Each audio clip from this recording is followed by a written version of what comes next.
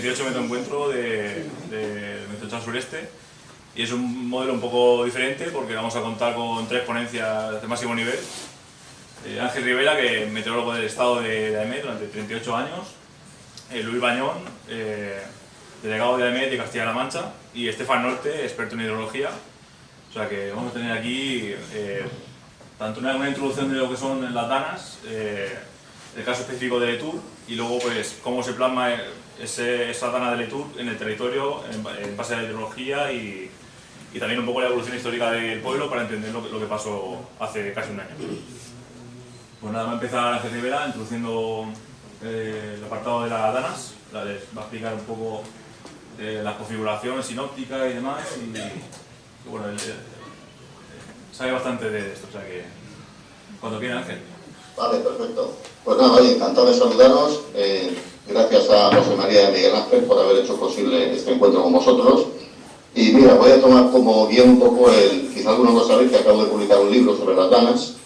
Este libro pues surge a partir de la experiencia que yo he tenido ya de casi de 40 años trabajando con danas, cuando no se llamaban danas, incluso cuando todavía no se llamaban de todo gotas frías. Y luego también por la cantidad de debate que ha habido últimamente y de ideas confusas sobre el tema de las danas. Entonces, después de que ocurrió lo de Valencia del 29 de octubre, pues me pareció oportuno pues plasmar un poco lo que yo sé sobre las danas desde un punto de vista un poco amplio, de un punto de vista transversal. Por eso os voy a comentar ahora un poco de qué va este libro y de lo que podemos hablar un poquito aquí ahora.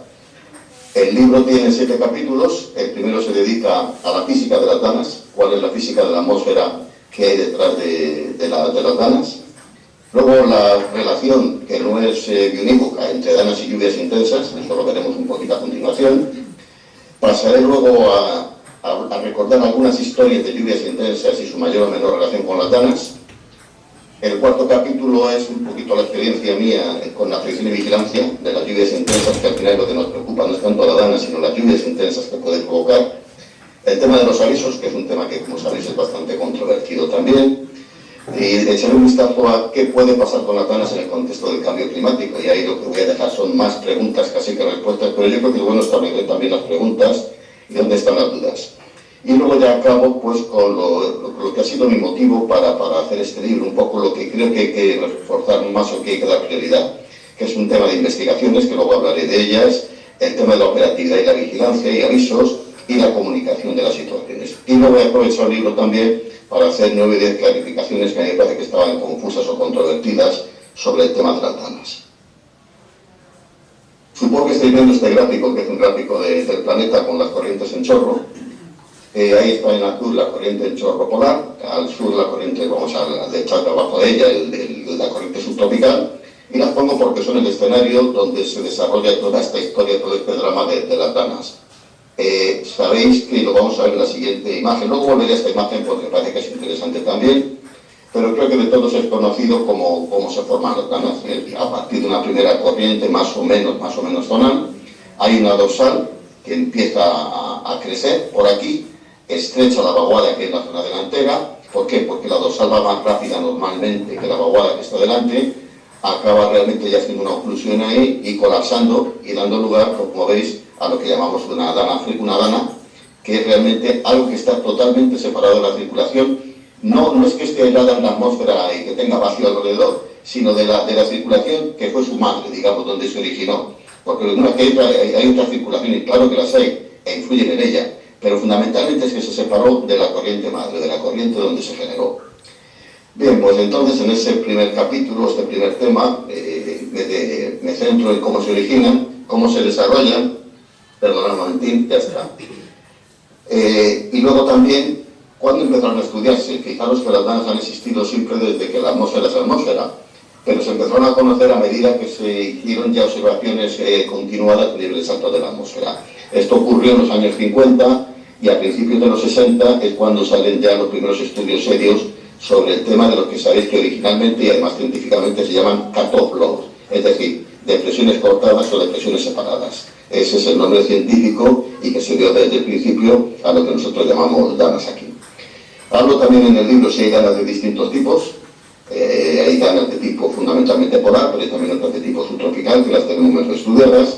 repaso un poco cuáles han sido los caminos tradicionales de las danas hacia la península ibérica y cómo ahora parece que están cambiando un poco. Y luego ya, pues lo que hago es, que se ha pasado esto,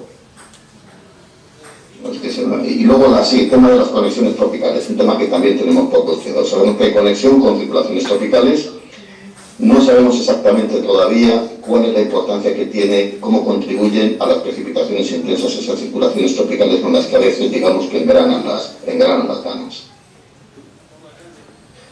El segundo capítulo lo dedico a la relación entre danas y lluvias torrenciales, y como digo, hay o no, porque puede haber danas con lluvias torrenciales, danas sin lluvias torrenciales y viceversa, lluvias torrenciales sin danas, como ha pasado últimamente.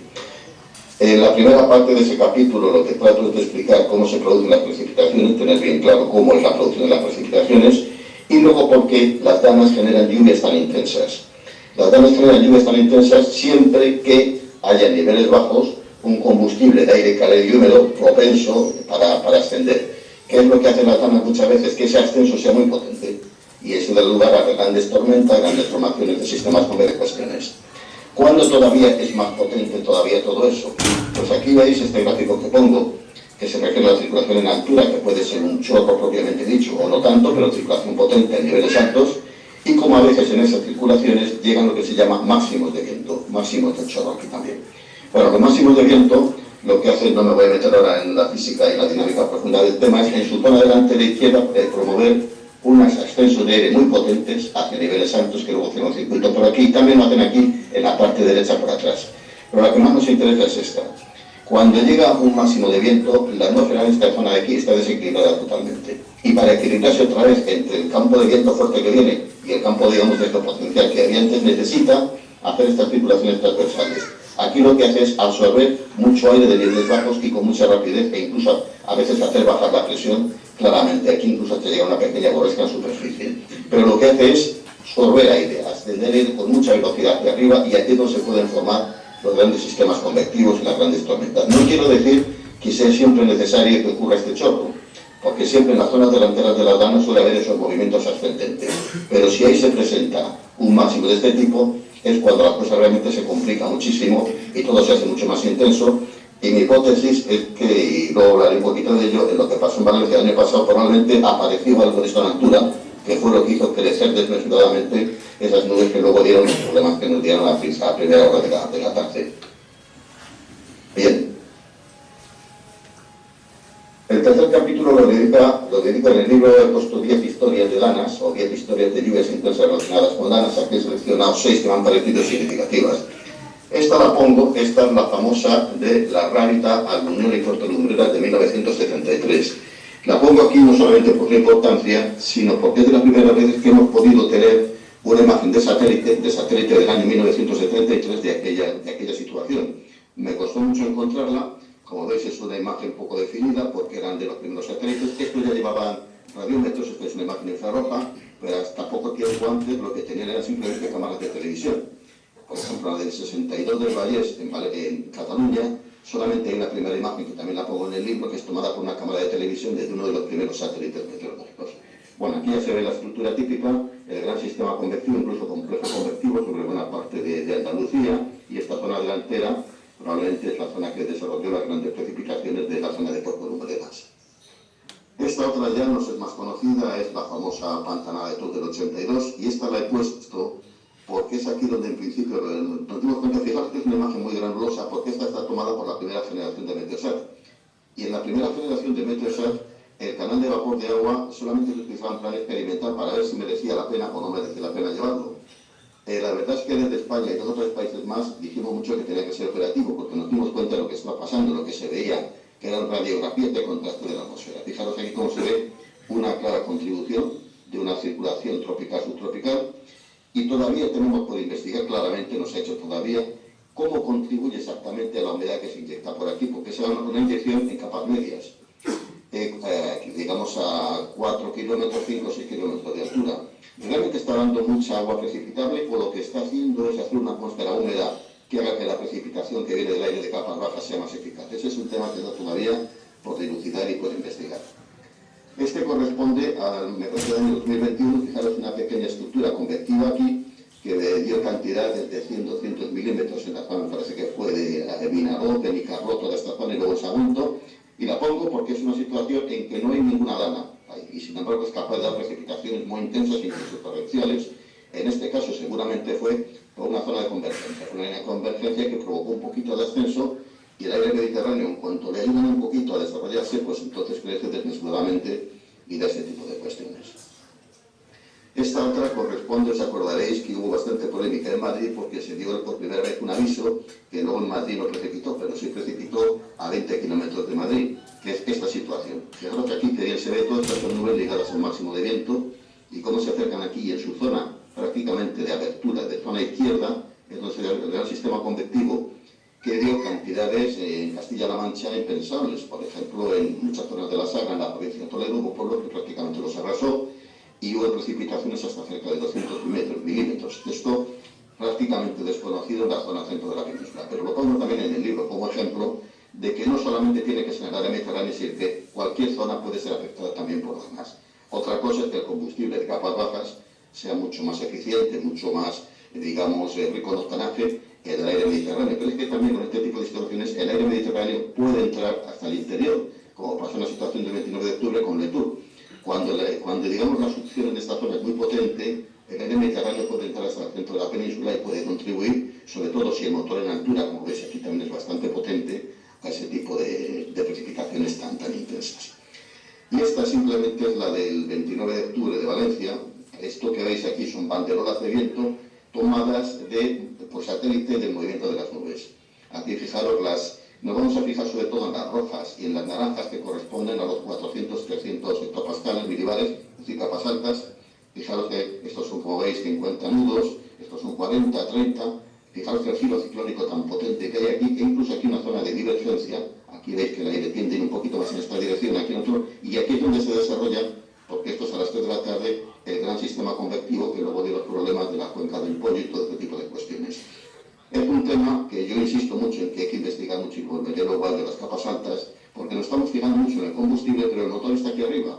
Si este motor es eficiente, todo va a ser impresionante. Si no es eficiente, pues no va a ser tan complicado. Cuando es muy eficiente, cuando presenta, pues eso, mucha divergencia en altura, mucha influencia, ligada casi siempre a un máximo de viento, que puede ser mayor o menor en estas situaciones. Bien. El cuarto capítulo lo dedico al tema de la predicción y la vigilancia de las danas. Es un tema complejo. Yo tuve la suerte, porque al principio no lo consideramos así, pero la suerte de poder vivir todavía los tiempos sinópticos cuando empecé a trabajar en el entonces todavía Servicio Meteorológico Nacional y un poco después INM, en los tiempos sinópticos, los tiempos que no había modelos, no había prácticamente ordenadores, por supuesto no había internet, y entonces había que trabajar pues con datos sinópticos. Fijaros que a veces trabajamos con 3 datos en el Atlántico. Fijaros localizar una dana en el Atlántico con tres datos de sondeo, nada más, como mucho, a veces ni eso. Entonces fueron tiempos muy difíciles, tiempos que la predicción, pues, como mucho llegaba a 4 horas, digo a 4 días a un día y medio, con dificultades, con bastantes fallos. Yo calculo que podíamos tener al mes, pues a lo mejor 2 o 3 fallos gordos, cuando ahora a lo mejor hay un fallo gordo cada cierto número de meses o incluso cada año, en el sentido realmente de una equivocación seria. La llegada de los modelos numéricos ayudó muchísimo. Al principio se miraban con mucha desconfianza, eran resoluciones, fijaros, de 50 kilómetros y 60 kilómetros, cuando ahora andamos ya por los 5 kilómetros, incluso por el 1 kilómetro. En principio no había mapas de lluvia, había solamente mapas de geopotencial. Era realmente difícil trabajar así. Ya en los años 90, digamos que los métodos sinópticos que se hacían pues todo prácticamente a mano, y con compases geostróficos y abacos y cosas de este tipo, pues dejaron ya paso claramente a los modelos numéricos y después de haber conocido el desarrollo tan potente que han tenido estos. En el caso de las danas, han servido mucho para una mejor predicción a nivel sinóptico, a nivel de cuándo se va a formar la dana, hacia qué zonas y todo eso. Pero seguimos todavía teniendo grandes dudas donde se van a producir exactamente las grandes lluvias torrenciales. Cada vez vamos afinando más, sabéis que los modelos de mesoscala a veces aciertan muchísimo, a veces se les va a la mano, pues te pueden dar 300, 400 milímetros, pero tienen la duda de si realmente va a ser así, y a veces es así, pero a veces nos damos cuenta que se van todavía de madre y hay que tener mucho cuidado con esas interpretaciones ahí. La cuestión que luego me planteo en el libro es qué puede pasar con la inteligencia artificial en todo esto. Como sabéis, estamos sorprendidos los meteorólogos con la potencia que están adquiriendo los modelos por inteligencia artificial. En muchos casos se están igualando, incluso mejorando a los modelos numéricos tradicionales, calculados a través de las leyes físicas. Incluso a veces les poníamos la pega de que estos modelos de inteligencia artificial no eran coherentes físicamente, no tenían consistencia física, pero ya que están tienen también consistencia física, con lo cual tampoco se les puede poner mucha sofega. Yo tengo dudas, es decir, creo que van a manejar muy bien, lo están haciendo ya a nivel sinóptico, a nivel de gran escala, el manejo de este tipo de situaciones, pero dudo realmente que resolver cada pequeño sistema convectivo, cada pequeño cumulonimbus, que aun siendo pequeño es capaz de dar 40, 50, 60 milímetros en poco tiempo, pues lo puedan resolver bien, pero es un reto interesante y merece la pena estar muy pendiente de qué va a pasar con todo ello. Ante todo esto, claro, uno se da cuenta que lo que es fundamental es la vigilancia meteorológica. Si los modelos llegan hasta donde llegan, lo que hay que hacer es seguir muy de cerca qué está pasando. Por vigilancia meteorológica no entiendo estar mirando compulsivamente satélites, radar de descargas eléctricas, estación automática, no.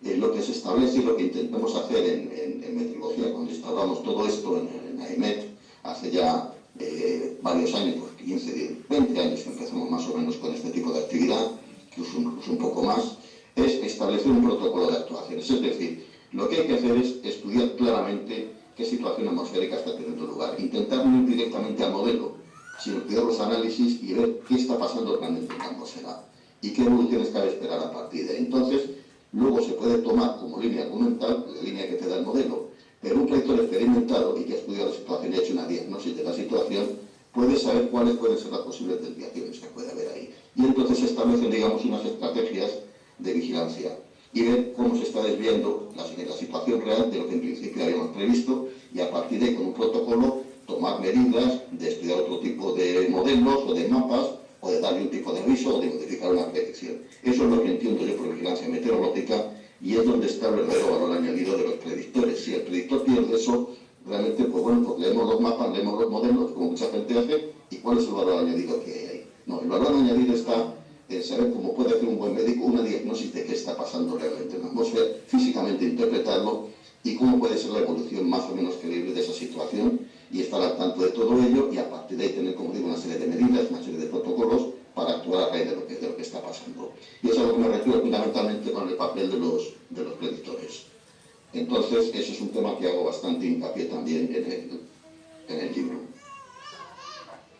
Eso es a lo que me refería antes, cuando vemos, hablaba de la inteligencia artificial y las dificultades de pronóstico de este tipo de situaciones. Pues aquí veis, esta es una de las situaciones últimas que hemos tenido, como aquí está todo el contorno de la zona mediterránea, y luego cuál es realmente la nubosidad que provoca a veces una dana, ¿no? Entonces, claro, una vez nos fijamos en que algún modelo te coge bien toda esta parte, digamos, estratiforme de un sistema convectivo, pero luego están estos pequeños puntitos, como veis aquí, este totalmente incluye aquí, como veis, ni influye la orografía, ni influye nada. Y todos estos, que son esas grandes o esas pequeñas masas nubosas capaces de darnos esa cantidad tan tremenda de precipitación en poco tiempo. Va a ser la inteligencia artificial capaz de localizar estos pequeños núcleos, pero tan efectivos, tan importantes, o va a hacer como hacen los modelos que en toda esta zona va a haber puntos donde se pueden registrar intensidades torrenciales en esta parte de aquí. Fijaros entre aquí por qué se forma. Pues a lo mejor se forma simplemente por una discontinuidad pequeña en la temperatura de la superficie del mar, o incluso porque aquí hay una cierta convergencia entre una brisa terrestre y una brisa marina, o una circulación aquí, como parecía haber, de niveles bajos de nuestra escala. Bueno, con que haya una convergencia, una confluencia, y al aire se le anime a subir un poco, si la atmósfera está en una situación, digamos, bastante de inestabilidad, enseguida se desarrolla algo de esto. Como un combustible muy bueno, pues entonces se forman estas lluvias torrenciales en esas zonas. Bien, el quinto capítulo lo dedico en el libro al tema de los avisos y alertas, sobre todo relacionados con las lluvias torrenciales, porque fijaros que realmente lo que tenemos que predecir y lo que tenemos que vigilar no es tanto el radar en sí, sino la lluvia torrencial. Empezamos en el 87 con los famosos Predimet, en principio el Mediterráneo, luego Predimet Alernas, luego Nevadas, hasta que nos dimos cuenta que hacía falta realmente un sistema a todo tiempo, a todo lugar, y es cuando se creó el Sistema Nacional el Plan Nacional de Predicción y Avisos de Fenómenos Adversos, que duró hasta que en el 2006 se inauguró el que tenemos ahora, que es de Meteoalerta. Meteoalerta ya formaba parte del Sistema Europeo Meteoalar, que conoceréis, y realmente es el que tenemos todavía. Fijaros que han pasado ya desde 2006 hasta prácticamente 20 años desde que este sistema de avisos está en vigor. Ha habido algunas modificaciones de tipo menor, pero no ha cambiado la filosofía profunda de los avisos. Entonces, aquí pongo este gráfico, que es un poco de los avisos como se hacen en Estados Unidos, simplemente para hacer ver que ya en Estados Unidos y en algunas otras zonas se ha evolucionado hacia la predicción basada a los avisos basados en impactos. Es decir, ¿qué le interesa al público? ¿Le interesa que van a llover 180 milímetros? No, lo que le interesa es, mire, va a llover torrencialmente aquí, hay mucha posibilidad, le puede afectar de tal manera, y lo que le recomendamos hacer es esto. Y eso agrupó en un único mensaje.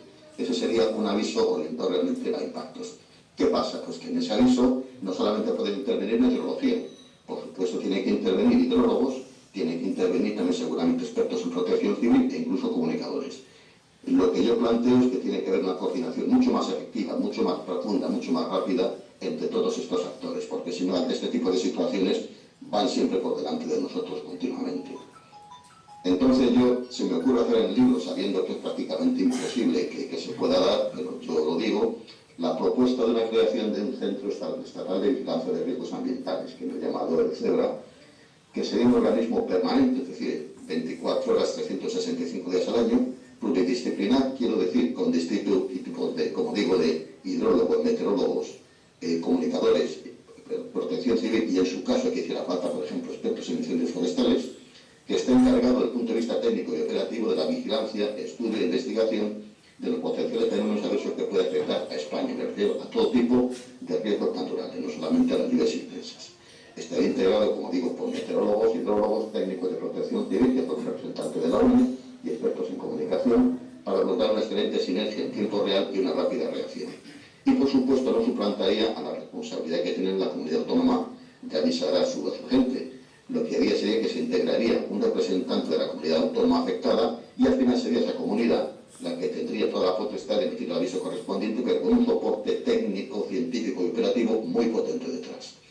Eso es verdad que se dice, bueno, a lo mejor es más fácil hacerlo a nivel de comunidad autónoma, pues es posible, seguramente hay que hacerlo, pero realmente este tipo de centro actuaría con las 24 horas del año. Hay un seguimiento muy profundo de las situaciones, de los pronósticos para todo tipo de situaciones, y sería realmente pues como hace el Centro Nacional de Huracanes en Estados Unidos, que lo que hace es un estudio profundo del seguimiento de los huracanes, de su predicción, y lo que da toda esa información a los países que la reciben, sobre todo de la zona del Caribe, que tienen ya la potestad final de dar el tipo de aviso que quieran para sus ciudadanos, pero con el soporte fuertísimo que les da el Centro de Huracanes, que ellos no lo podrían tener. ¿Podemos desarrollar algo aquí en España? Pues sabéis que nos cuesta muchísimo la coordinación. Si algo estamos viendo que está fallando, es la coordinación de unos con otros. Aquí cada uno tenemos nuestra especie de reinos de taipas y nos es muy difícil salir de ellos y coordinarnos. Pero me da la impresión que ante el tipo de riesgos naturales cada vez que vamos más, o hacemos otro enfoque distinto, o vamos a tener bastantes problemas, como últimamente estamos viendo tanto con incendios como con lluvias, con todo este tipo de cuestiones.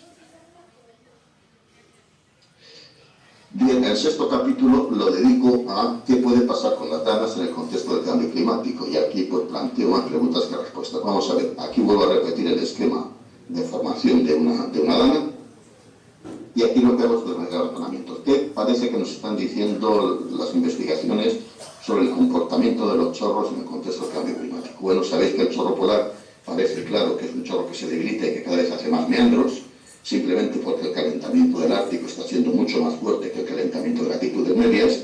Entonces disminuye el gradiente y como un río cuando tiene poca pendiente, pues empieza a hacer meandros. Y en esos meandros es más probable que se formen danas a cerrarse. La cuestión que viene a continuación es, bien, se forman danas, pero si el chorro está más alto, esas danas van a llegar hacia nuestra latitud, hacia la península ibérica, pues es un tema que está abierto. ¿Van a seguir el mismo camino? Pues es un tema también abierto. Por ejemplo, estamos viendo en los últimos tiempos, y así como las danas se formaban en general hacia entre Azores, Madeira y por ahí venían hacia Gibraltar, ahora estamos viendo que entran más casi desde el Cantábrico y más con una circulación casi de tipo meridiana. Eso puede hacer cambiar muchísimas cosas, incluso la intensidad de las precipitaciones también, por algo que luego si queremos podemos hablar. ¿Qué pasa también en esa estructura? En esa estructura, como veis que sería esta, mucho más ondulada, se puede llegar a un tipo de estructura que se llama resonante o cuasi resonante. ¿Qué quiere decir eso? Que se forma un patrón de ondas muy estable, que se mueve poco. Y entonces, ¿qué pasa en ese caso? Pues que las dorsales se hacen más duraderas y más intensas, y las vaguadas, donde se pueden formar también las danas, también se hacen más profundas, y sobre todo más agudas, con más posibilidad de formarlas y más estacionarias. Y luego hay otro problema que se presenta, que se está estudiando también ahora, que es qué pasa si el chorro subtropical, como también parece, va subiendo poquito a poquito de latitud, simplemente porque la atmósfera subtropical, a partir del calentamiento global, del cambio climático, se expande hacia el norte, y el chorro subtropical probablemente se debilita, pero tiende un poquito más hacia el norte. Que se van a formar ahí también algunos remolinos tipo danas en ese aspecto, pues parece que sí que existe esa posibilidad. Pero sobre todo lo que hay es esto que pongo aquí, que es esta posible entrada en fase de una corriente subtropical con una corriente polar o extratropical, que llamamos ahora, con lo cual puede hacer pues, ondulaciones mucho más potentes, mucho más estables y mucho más intensas, como tenemos pues, en estos ejemplos que estamos acostumbrados a ver. Fijaros, estas estructuras, es una estructura, no me acuerdo de qué fecha, pero es una estructura real, tiene estas grandes ondulaciones. Yo empecé a ver ya más frecuentemente estas grandes ondulaciones a partir del 2014-2015 por ahí. Fijaros que yo llevo viendo mapas meteorológicos desde el año 74-75 y no creo que hayan pasado más de 10 días seguidos sin haber visto la evolución de las situaciones. Yo estas dorsales de esta amplitud tan desmesurada que llega hasta la península escandinava, incluso a veces llega mucho más al norte, no las había visto, pero poquísimas veces. Desde estas fechas que digo, las estoy viendo con mucha más frecuencia y puede estar respondiendo a esto que os contaba antes también, ¿no? Entonces, fijaros que en esta zona, claro, se te pone una ola de calor muy persistente y aquí se te forman ovadoras o danas que se hacen también como muy estacionarias. El problema que tiene una dana no solamente la intensidad de su precipitación, sino que se quede más o menos estacionaria, como sabéis. Y esta es una situación real. Esta es una situación, perdonadme, esta es una situación que es real. Esta fue aquella que dio, si os acordáis, como casi 1000 milímetros de precipitación en Grecia durante 2 o 3 días, que estábamos asustando de esos valores, y esta que queda aquí es una ya borrasca fría que había sido la dana que dio lo de Madrid, que os comentaba antes, que había evolucionado un poquito yéndose un poquito hacia el oeste. Pero fijaros otra vez la típica estructura, y si os vais fijando día a día en los mapas, os daréis cuenta que tienden a predominar bastante este tipo de cuestiones. Entonces, esto es un tema realmente complejo porque puede hacer fenómenos adversos mucho más intensos y también lo que puede hacer es también que nos encontremos con un tipo de circulaciones bastante desconocidas y a las que no estamos acostumbrados. ¿Esto es cambio climático? Pues tiene toda la pinta de serlo, porque si no físicamente no habría que ver que otra cosa está cambiando como para que esto suceda de esta forma, ¿no? Yo creo que lo que pasa es que hay un intento de la atmósfera subtropical de subir más hacia latitudes elevadas, y así como si fuera un mapa climatológico medio de 10 años, veríamos pues, como un ascenso más o menos homogéneo. Yo creo que lo que hace la atmósfera en el día a día es hacerlo como siempre trabaja en los ruidos, mediante ondas. Y ondas que cada vez van siendo un poquito más fuertes en ese sentido, de trasladando poco a poco esa atmósfera subtropical hacia latitudes más excepcionales. Entonces, desde el punto de vista, ¿qué nos quedaría por hacer en toda esta cuestión para ser un poco más efectivos y saber, digamos, manejarlas mejor? Por un lado, el tema de investigaciones. Fijaros que nos estamos fijando mucho, siempre, incluso en estudios de atribución, al tema del calentamiento de capas bajas, del aire cálido y húmedo de capas bajas, pero sabéis que no hace falta solamente el combustible, hace falta el motor. Y el motor son estas circulaciones de las que os estoy hablando. Y se está estudiando muy poco. Prácticamente en España, nada. Entonces, este es un tema complejo, porque nos puede estar cambiando mucho nuestro clima con este tipo de estructuras que tenemos. Y sin embargo, aquí siempre nos fijamos en lo de capas bajas. Bueno, el combustible de capas bajas, para bien o para mal, lo vamos a tener asegurado siempre en el contexto del cambio climático. Aire cálido en capas bajas en el Mediterráneo cálido y húmedo, e incluso en otras zonas lo vamos a tener. La cuestión es que se necesita el motor de capas altas, y ese motor lo tenemos que conocer bien, y no lo tenemos todavía bien conocido, ni muchísimo menos. En la operatividad, yo creo que hay que potenciar mucho más la vigilancia. AEMET tiene nueva tecnología, sabéis que está instalando una red de radares Doppler nueva. También esa tercera generación está dando imágenes y datos con mucha más rapidez, sobre todo con más resolución, con lo cual creo que habría que desarrollar, y me imagino que se estará haciendo, nuevas estrategias de vigilancia a partir de todos estos métodos. También a raíz de vosotros los aficionados ya cada vez es mejor la cobertura de datos de superficie, con lo cual yo creo que hacer un uso que se está haciendo ya, pero incluso más todavía intensivo, pero dentro, como os digo siempre, de una estrategia de vigilancia, de unos protocolos, no de estar compulsivamente mirando de un sitio a otro y a ver por dónde no. Hay que hacerlo con, digamos que con cabeza, y a partir de ahí tenemos que plantearse el tema de la necesidad de evolución de los avisos hacia avisos orientados a impacto, como se estaba diciendo antes, ¿no? Luego hay, por ejemplo, en institutos sobre todo esto y prácticamente no hay nada. 4 ideas sobre la circulación de la atmósfera, pero no se entra en todo esto y luego en el tema ya de los riesgos naturales y todo este tipo de cuestiones. Luego nos quejamos.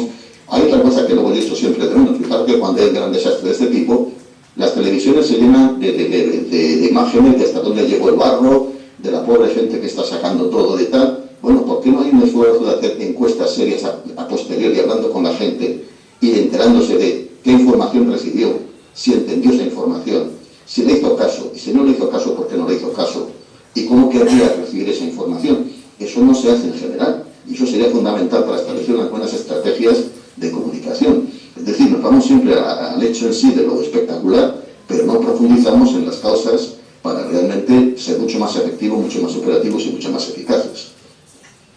Y luego creo que también hace falta mucha clarificación de conceptos. Y aquí, pues, para acabar, pongo una serie de conceptos que creo que conviene aclarar bastantes veces. Sigue habiendo la famosa batalla entre si son danas o botas frías. Ya sabéis que es exactamente lo mismo. Ya me imagino que muchos conocéis por qué pusimos el nombre de dana. El nombre de dana lo pusimos pues, porque bota fría prácticamente estaba botado. Cualquier cosa que lloviera fuerte era una bota fría y como ya veis no siempre es así, ni muchísimo menos. Y eso puede equivocar porque entonces la gente, si es una gota fría me preocupo, pero si no es una gota fría no me preocupo, no. Y luego además porque desde el punto de vista técnico el nombre gota fría no era un término adecuado, entonces se nos ocurrió lo de depresión aislada de niveles altos y de ahí viene lo de dana.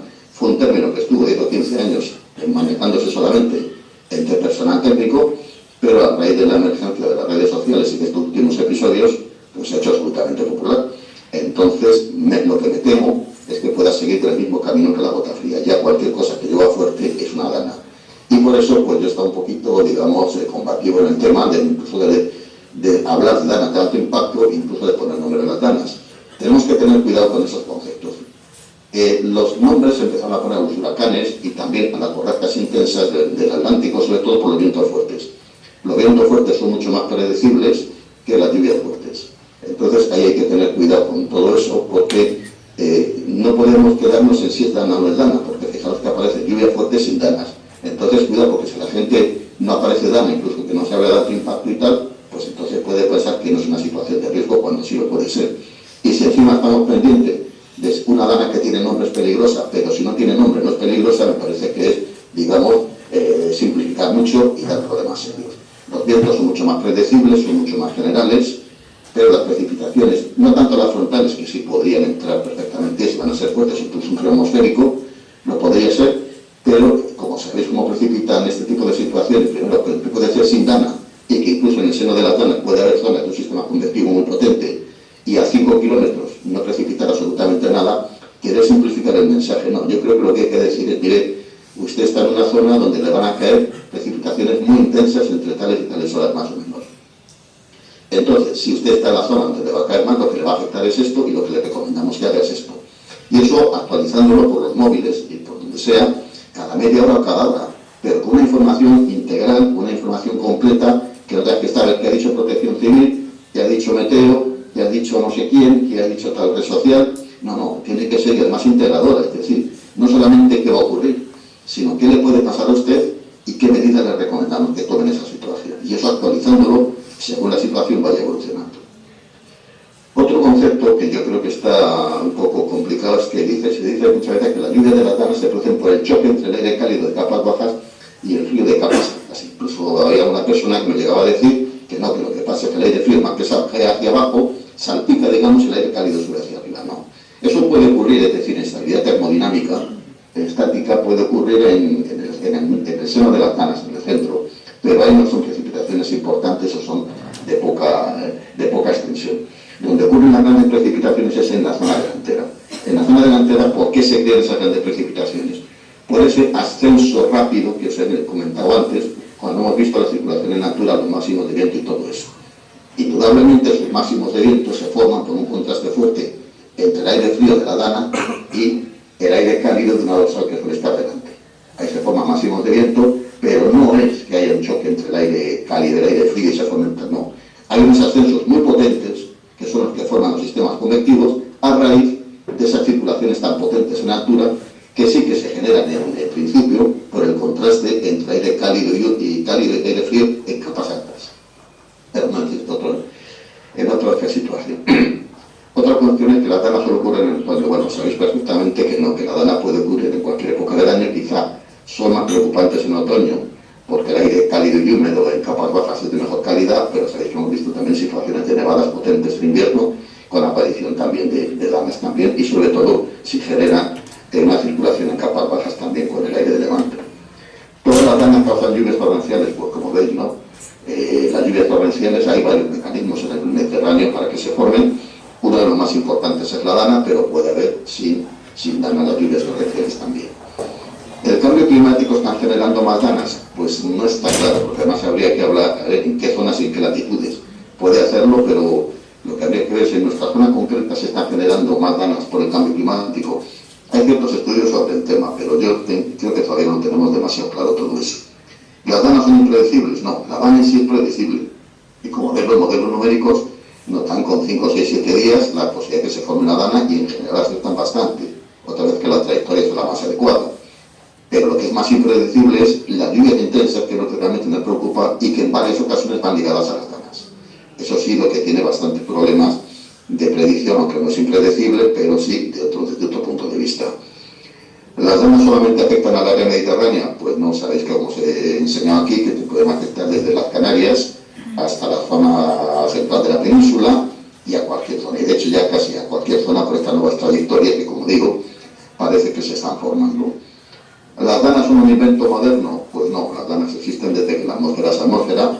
Lo que pasa es que la localizamos en los años 50 y realmente pues nos enfrentamos con ella y que además en estos tiempos, digamos, de ahora, en ese punto de vista puede haber modernidad, pero no es un invento moderno en absoluto.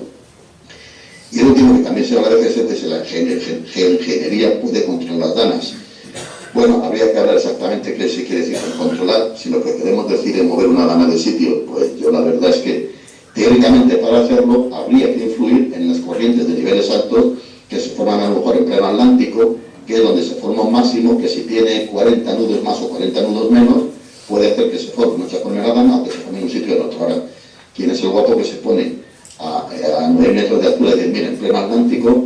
Sembrar o hacer algún tipo de estructura ahí que haga que ese máximo de viento cambie 40 o 50 nudos, o sea, un poquito más del nordeste, un poquito más del este-nordeste, porque muchas veces el que se forma una dana quiere decir que la corriente de la vaguada, la dorsal donde se forma, tenga una orientación más nordeste o más este-nordeste. Entonces ahí ya puede ser una cosa, puede ser otra.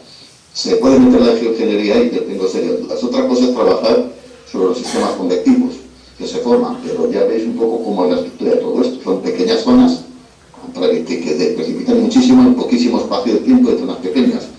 ¿Se puede trabajar sobre eso? Pues tengo mis dudas. Sabéis que hasta ahora la geoingeniería se emplea un poco en el tema de supresión de granizo, este tipo de cuestiones, a veces también para estimular la lluvia en ciertas zonas, pero con un éxito relativo salvo en algunos casos concretos. Entonces me parece difícil que la geoingeniería pueda controlar las danas. Entonces, para acabar, quiero dejar esto como recordatorio. La causa de las lluvias torrenciales son potentes estructuras nubosas de tipo convectivo, cumulonimbos, sistemas convectivos de mayor o menor escala, que pueden formarse con o sin la presencia de una dana. Es fundamental, porque si no, esto puede llevar a muchos equívocos y a muchos problemas y a muchos riesgos. Ahora bien, sin embargo, la zona delantera de una dana presenta condiciones ideales para crear fuertes ascensos del aire de capas bajas, eso es verdad. Si este presenta gran cantidad de humedad y relativamente cálido, ahí se crean esas potentes estructuras convectivas. Es decir, no tanto es la dana, sino que la dana crea un escenario donde son muy probables lluvias intensas, no siempre, pero también que puede haber lluvias intensas sin la presencia ninguna de una dana. Y eso es lo que quería comentar. Muchas gracias y ya quedo pues a vuestra disposición para lo que queráis.